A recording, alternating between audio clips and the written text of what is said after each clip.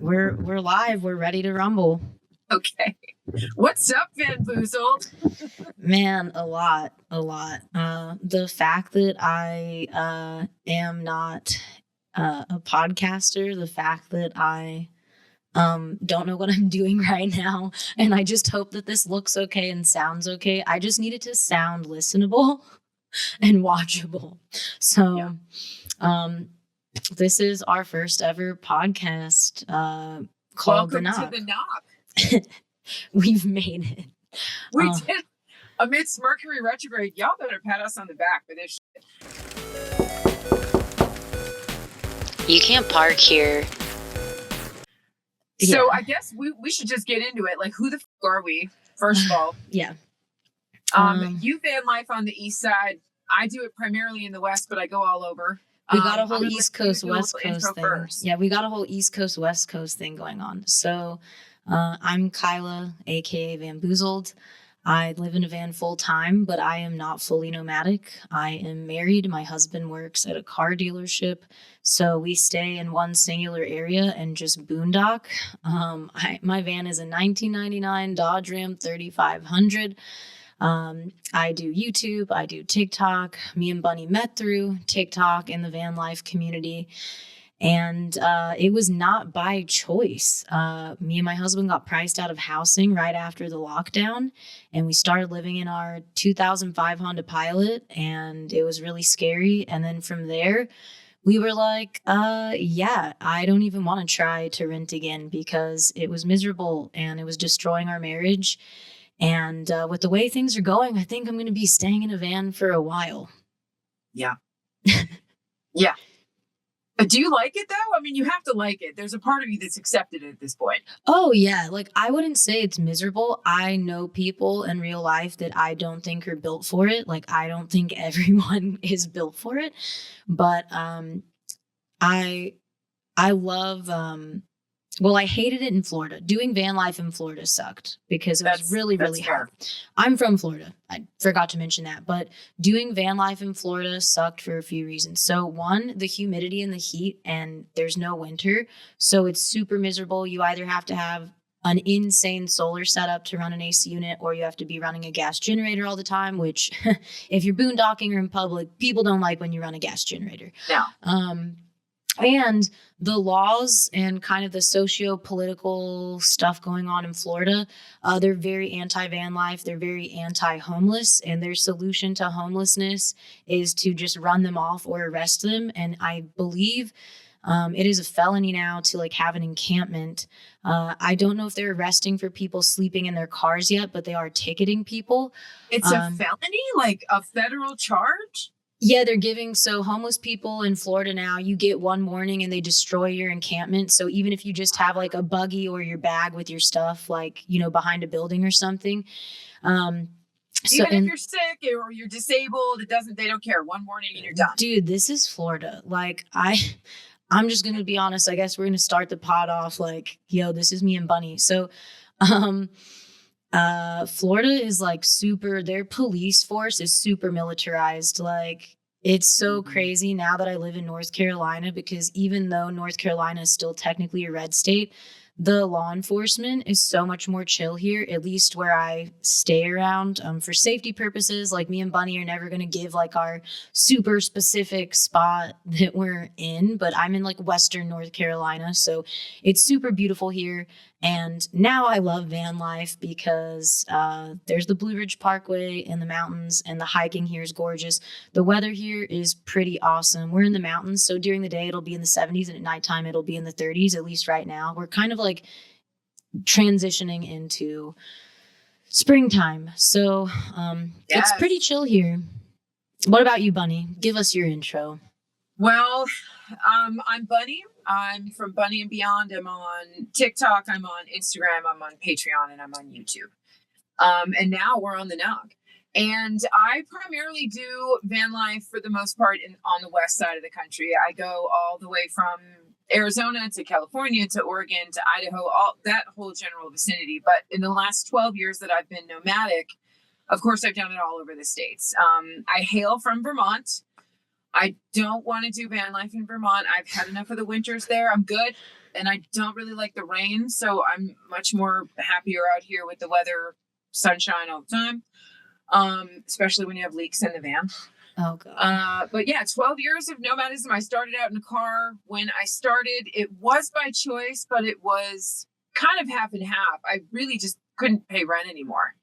And my son was going to school 45 minutes away, and I was only seeing him on the weekends, and he didn't even want to be there because I couldn't afford internet or anything because I was paying everything for rent and gas. House broke, basically. Staying afloat, yeah. I loved where we lived. It was for Vermont, super affordable. But when you factor in electricity and heat, you're looking at another $300-400 a month. So tack that onto your already $1,000 of rent. It just wasn't working out, and the employment out there is very nil as well. There's a huge competition for it. So a lot of people come that have a lot more experience and a lot more knowledge and more education. And so the people who are locals in Vermont who don't get the greatest education because they don't have access to a lot of it aren't really able to find jobs. So I got this idea that I was going to travel in my vehicle until I found a place that felt like home. And I'm still looking. So I started off in like a hatchback, a Ford Focus hatchback.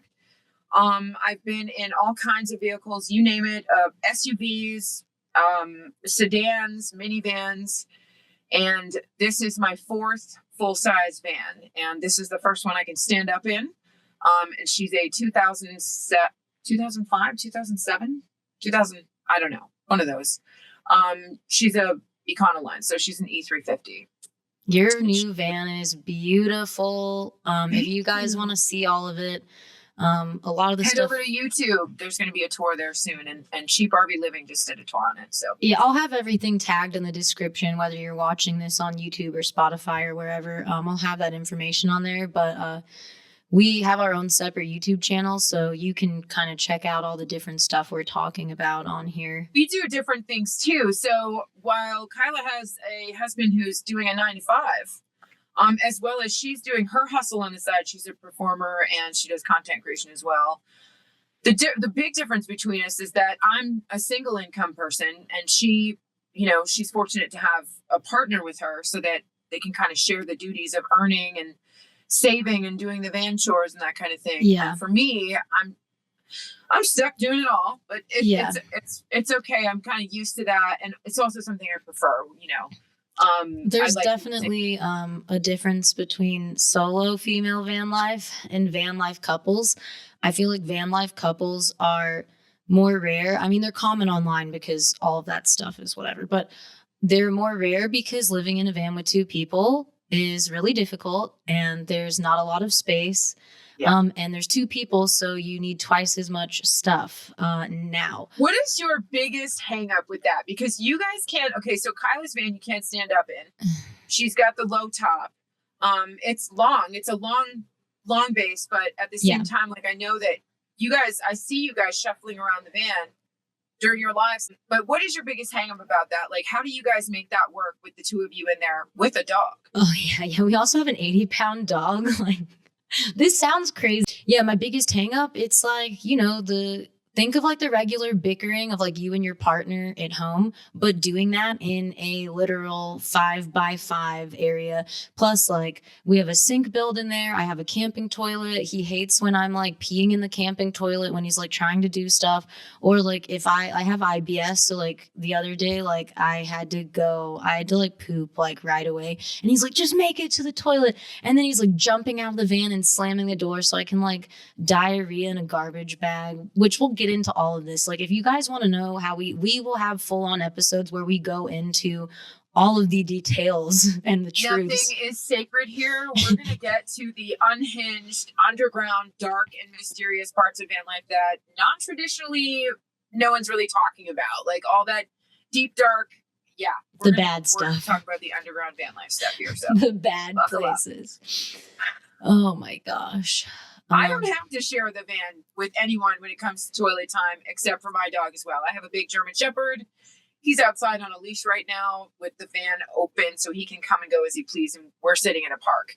But when I need to go, I just shut the door, bring him in, and he has to deal with my smell. But you guys have like a composting toilet, right? That you only go number 2 in, right? So I have a T4 that I got from Walmart for around $80. There's videos of all this on YouTube. So I got a storage bin, like a regular storage bin, right? And then I put the toilet in there, and it has a lid and it has a clean water section that you can fill up, and there's a little pump. And then you pull the lever and that opens like the hole to the toilet. And then there's like the receptacle that detaches at the bottom so you can carry that. It's like a suitcase of pee. And so I only number 1 in that because when you number 2 in there, first of all, it's never going to smell good, man. And with those, you don't put like composting materials in there. You don't put like, some people use like pellets or wood chips, and like they just use buckets and that works for them. But because I am mostly in an urban environment, because like we live in a mountain town, basically. I don't want to say where, but we're still close enough to town where I can use public restrooms like relatively easy. So like I can plan out my number 2s. So like I try not to number 2 in the van. But if you're like full on camping and out in the desert all the time. Wait till you get older. Wait till you get to be my age. It's all done for you. You think you can make it, and then you don't. No, I had an accident the other day. My stomach was messed up for a couple days this weekend. And so like the first time I just went in a bag. The second time I was like trying to get my stuff together, get my shoes on, and walk across the parking lot. Cause I have a gym membership, which we'll get into how we shower too. But like, man, I got a little bit of lava liquid and on my favorite denim shorts, and it stained it. It's fine. It happens. But you could wash it out in the showers at the gym too. Yeah. It wasn't like, it was when I was pulling my pants down, and it was like a little splash before, that's always the worst when you're right about to make it. Of course. But it's right there too. It's right there. And yeah. But tell us, how you do your biz, and then walk us through gym memberships, showering, all of that. I have a bucket. Here's my bucket. She doesn't go far because I have to be able to use her. And she keeps, you know where I get these? The gas station, because they're free. Yeah. And then I use these little compostable bags. Sometimes I use the Walmart bags, but I get these dirt cheap off of Amazon, and they're compostable. So I feel like if I'm out in the woods and I need to bury it, I can. But for the most part, I carry them in and I put them in a garbage. Yeah. You're right. Mixing pee with poo, not fun. But, not all pee-pee times are poo-poo times, but all poo-poo times are pee-pee times. And sometimes it just happens. Not all pee-pee times. But these bags are really durable. And I haven't had one leak on me yet. So I'm sticking with these. They're linked in my Amazon shop. Heck yeah.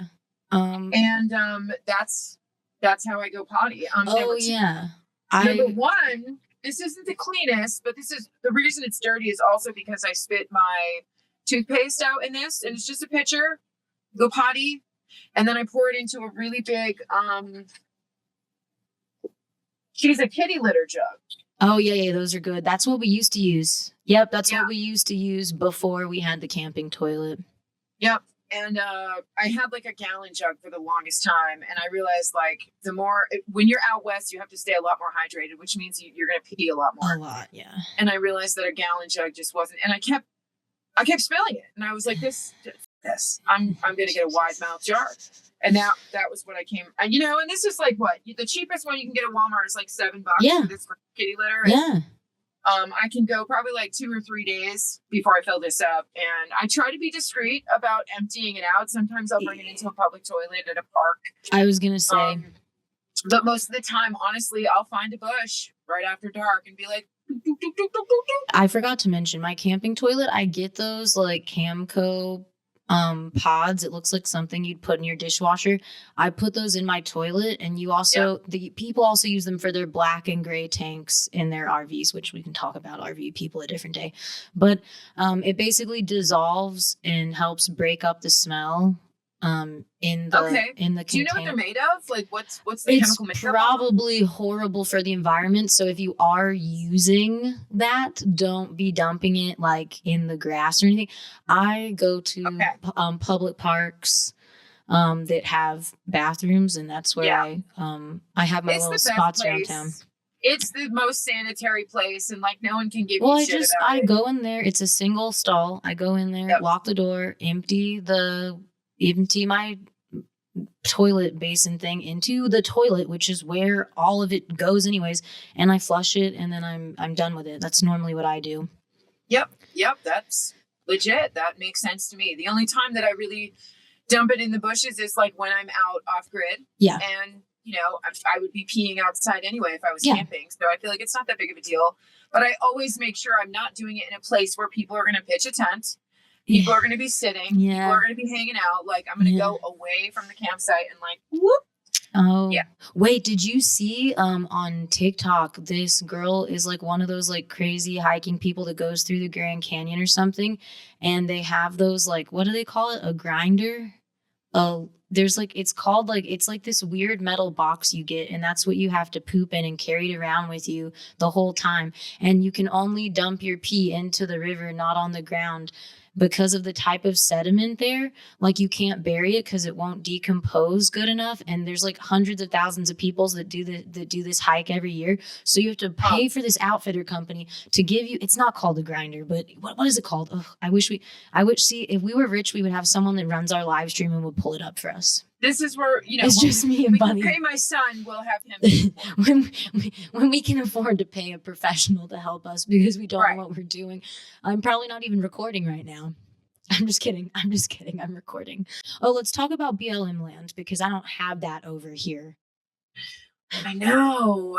It's definitely more of a challenge to find free camping on the east side than it is the west side. That's for sure. It gradually gets better as you move across the country towards the west. And out here, like, it's not a big deal. There's so much desert. There's so much land. So the East Coast BLM land is sparse out there. It's very nil. So you guys have to do a lot more stealth camping and paying for campgrounds if you go that route. But out here, we have, you know, hundreds of thousands of acres that are just Bureau of Land Management. And it's basically national park, national forest land that you can camp on for free, usually up to 2 weeks, 14 days. Nice. There are some places that you can pay for, and you get a little bit more of an amenity access, like maybe a pit toilet. Explain to people BLM land, like people are just going out there with their vehicles and you're in the desert. It's not like there's a campground or a toilet or a shower. Like you have to go out there with all of your own stuff and be fully everything you need for as long as you're going to be out there. There's nothing supplied for you. All it is like open land. And sometimes, like in the desert, you can pretty much claim anywhere, but you don't want to kill any vegetation, obviously. So you're going to try and find a place that has already had vehicles driving on it. And it can get a little weird because sometimes there's a lot more vegetation, like as you go north and into the mountains, and you won't find a spot. And you're not supposed to make new spots because obviously they don't want to hurt the national forest land. Okay. With all the land things that are going on now with the national forest layoffs and stuff, I'm not sure how they're going to maintain it. I'm concerned that it's going to get a lot more trash. But we're gonna have to do a whole episode just about all the national forest layoffs. For sure. Especially as a van lifer, a hiker, a camper, an outdoors person. It's going to be a huge impact for all of us. I know that people that are homebodies and don't like nature, it's like it doesn't matter to you, which is fine. But to other people, it's going to be really not big cool. Deal. Big deal. Yeah. Yeah. So BLM, you don't have to pay for. Most of the places it's first come, first serve. So we have a national forest here. We have the Pisgah National Forest here. You can pay for camping, and there's different levels. So, like certain campgrounds, which they're gorgeous, by the way. These places are a dream. It's a dream world. But you can pay for like no electricity and just a tent pad, and they're super chill. The National Forest here doesn't care about self-builds or age of your van or whatever. There's no weird rules. Like some of these like hoity-toity RV parks are like, you can't have a self-build, whatever. So, but then you can upgrade. So it's like $20 a night, or you can upgrade to like 30 or 40 or whatever it is. It's normally no more than 50 for like one with power. And then some of them do have showers and toilets on site.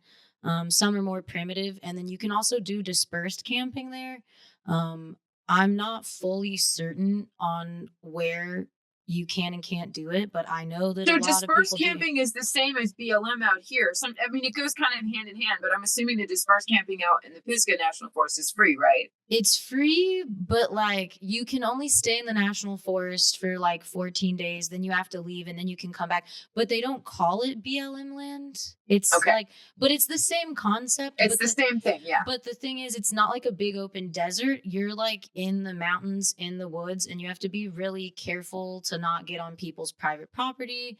Yeah. And there's like virtually no cell phone service out there. So, like, it's cool to do for like a day or two.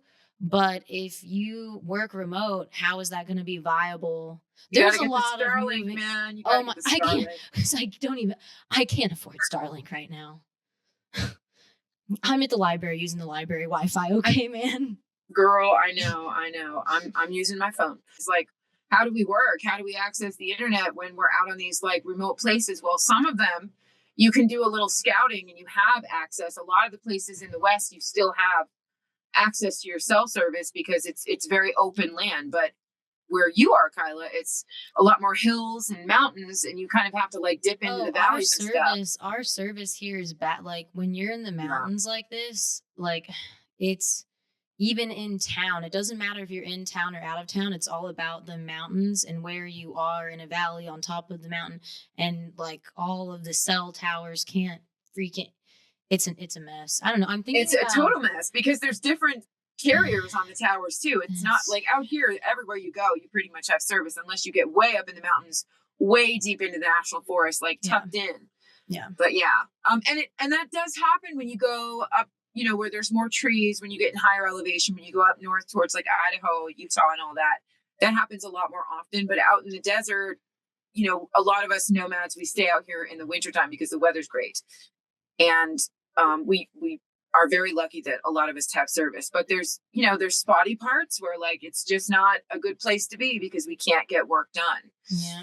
And we have to, and every one of us is addicted to the internet, some form or another at this point. Like we need the Google Maps, we need the podcast, we need the news. So nobody really wants to be in those places where they don't have service. So they can be a retreat for the people who don't care about having service. But again, after a couple days, like you start going a little stir crazy. Yeah. You gotta reconnect. I mean, we like a lot of the campgrounds we'll go to, a lot of the hikes we do, you're completely cut off. Like I'll have my All Trails app and you have to download it before you get there. But it's nice at the same time because I do content. Okay, so whatever. My forms of income, I guess. If we don't get cut off here. So I am a circus performer. I grew up doing classical ballet. I do like fire spinning, fire eating, aerial stuff, music festivals, burlesque shows, very artsy fartsy. I had like a whole thing going back in Florida because obviously there's a huge market and there's a lot of money there.